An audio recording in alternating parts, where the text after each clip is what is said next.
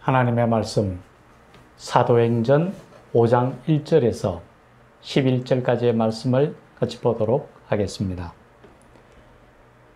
아나니아라 하는 사람이 그의 아내 삽비라와 더불어 소유를 팔아 그 값에서 얼마를 감추매 그 아내도 알더라.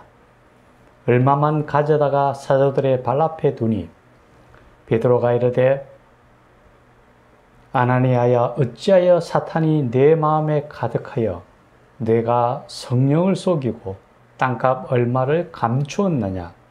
땅이 그대로 있을 때에는 내 땅이 아니며 판 후에도 내 마음대로 할 수가 없더냐? 어찌하여 이 일을 내 마음에 두었느냐? 사람에게 거짓말한 것이 아니요 하나님께로다. 아나니아가 이 말을 듣고 엎드러져 혼이 떠나니 이 일을 듣는 사람이 다 크게 두려워하더라. 젊은 사람들이 일어나 시신을 싸서 메고 나가 장사하니라. 3시간쯤 지나 그의 아내가 그 일어난 일을 알지 못하고 들어오니 베드로가 이르되 그 땅 판 값이 이것뿐이냐? 내게 말하라 하니 이르되 예 이것뿐이라 하더라. 베드로가 이르되 너희가 어찌하여 함께 꾀하여 주의 영을 시험하려 하느냐? 보라, 내 남편을 장사하고 오는 사람들의 발이 문 앞에 이르렀으니 또 너를 메어 나가리라 하니 곧 그가 베드로의 발 앞에 엎드려져 혼이 떠나는지라. 젊은 사람들이 들어와 죽은 것을 보고 메어다가 그의 남편 곁에 장사하니 온 교회와 이 일을 듣는 사람들이 다 크게 두려워하니라. 아멘. 오늘 전할 말씀은 성경 속의 인물인 아나니아와 삽비라에 관한 내용입니다.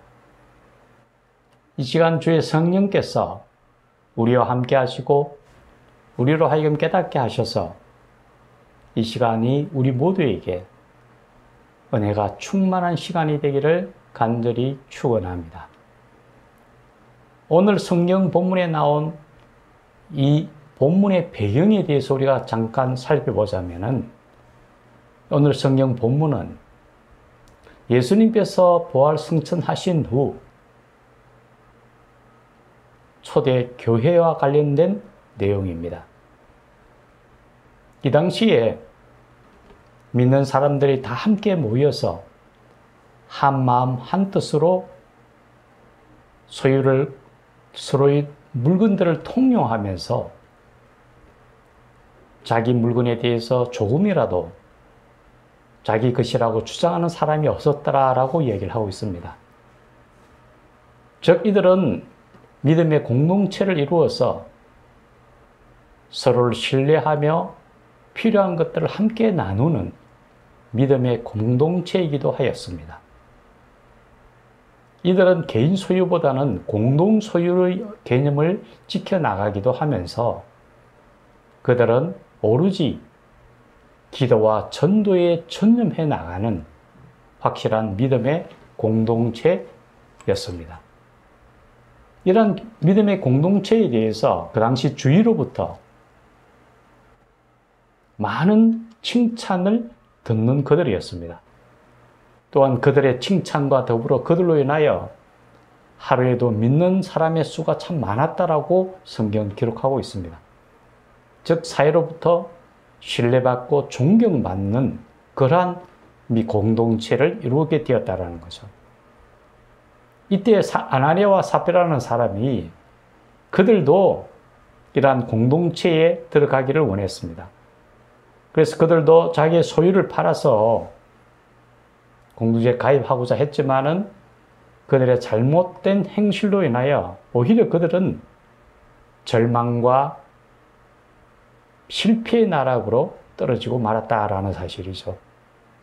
오늘 이 두 사람 아나니아와 삽비라가 왜 이러한 잘못된 길로 들었을 수밖에 없었던가를 우리가 돌아보면서 우리가 하나님부터 경고를 조심스럽게 묵상하는 그러한 시간이 되기를 간절히 원합니다. 먼저 이 두 사람은 재물에 대한 탐욕이 그들의 믿음보다 앞서 있었다라는 거죠.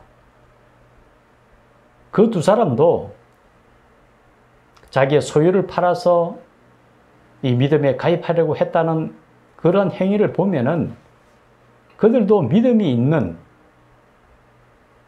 분명한 그리스도인임에 틀림이 없었습니다. 하지만 그들은 그 순간 자기들에게 임하는 재물에 대한 탐욕으로 인하여 오히려 잘못되고 말았다라는 거죠. 그래서 성경에서 우리에게 말씀하시기를 돈을 사랑함이 일만악의 뿌리라고 얘기합니다. 우리가 살아가는 동안에 재물에 대한 욕심과 이런 탐욕, 탐심 이런 것들은 한순간도 우리를 가만히 두지 않습니다. 우리가 조금만 방심하면은 이러한 마음들이 우리 자신을 휘어잡으려 하고 우리를 무너뜨리려 한다는 것을 우리는 반드시 기억해야 하고 또 그러한 것들로 인하여 우리가 구원에 이르지 못하는 경우가 참 많다는 것을 기억해야 합니다. 성경에 보면은 부자 청년에 대한 이야기가 나옵니다. 이 부자 청년이 어느 날 예수님께 나와서 질문을 합니다. 예수님, 우리가 어찌하여 영생을 얻겠습니까? 라고 이야기합니다. 그래서 예수님께서 얘기합니다. 성경에서는 어떻게 기록되어 있느냐? 그때 그 청년이 얘기하기를 살인하지 말라, 간음하지 말라, 도둑질하지 말라, 거짓 증언하지 말라, 그리고 내 이웃을 내 몸과 같이 사랑하라 하였습니다. 그래서 예수님께서 그곳에 기록된 대로 다 행하라고 얘기하죠. 그때 이 청년이 이야기하기를 주님, 저는 어려서부터 이 일들을 다 잘 준행해 왔습니다 라고 대답을 합니다. 그러자 예수님께서 대답합니다. 그렇다면 이제 너는 내 소유를 다 팔아서 가난한 자들에게 나누어 주고 너는 나를 따르라고 말씀하십니다. 즉 그에게 구원에 이를 수 있는 귀한 기회를 그에게 주었습니다. 하지만 그는 근심하며 떠나가더라라고 성경 기록합니다. 그가 가지고 있는 재물이 많은 연고로 그 재물에 대한 욕심을 버리지 못하고 결국 예수님을 따르지 못하고 세상 속으로 나아가 버렸습니다. 그래서 예수님은 말씀하십니다. 부자가 천국 들어가는 것이 소가 바늘귀에 들어가는 것보다 더 어렵다라고 얘기합니다. 탐욕과 탐심과 재물에 대한 욕심은 우리로 하여금 구원에 이르지 못하도록 우리를 무너뜨린다라는 것. 우리가 살아오면서도 그런 것 참 많이 느낍니다.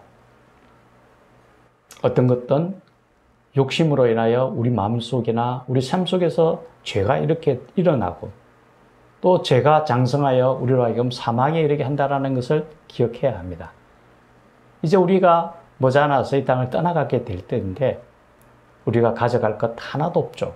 세상 속에서 우리가 아웅다웅하고 얻은 모든 것들은 이 땅에 다 버려지고 간다는 것 우리가 기억해야 할 것입니다. 마지막 순간까지 그러한 욕심에 대한 부분들을 우리가 버릴 수 있는 하나님의 자녀가 되기를 간절히 축원합니다. 두 번째 우리가 기억해야 할 것은 부부의 역할입니다. 하나님께서 아담을 처음 만드시고 보니까 아담이 혼자 독처하는 것이 참 좋아 보이지가 않습니다. 그래서 그를 깊이 잠들게 하고 그로부터 갈빗대 하나를 떼어내어서 하와를 만들고 그를 아담에게로 데리고 와서 이제 돕는 배필로 삼았습니다. 하나님의 그 창조의 섭리와 마찬가지로 아담과 하와의 부부는 서로 돕는 배필입니다. 해서 어렵고 힘든 상황에 처하면은 두 사람이 반드시 손을 잡고 그러한 난관을 헤쳐나갈 수밖에 없습니다. 반면 또 하나 우리가 기억해야 할 것은 부부는 충고와 조언을 할 수 있는 사람이 되어야 됩니다. 보통 옆에 아무리 친한 사이라도 어떤 사람에 대해서 누군가에 대해서 충고와 조언을 한다는 것은 굉장히 어렵습니다.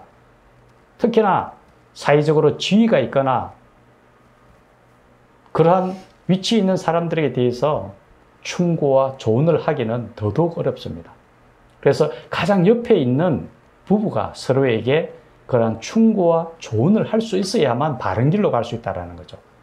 오늘 우리가 볼 때에 아나니아와 삽비라가 서로에게 그런 조금만 주의를 기울이고 충고와 조언을 했더라면 그들은 그런 행위를 하지 않았으리라고 생각합니다.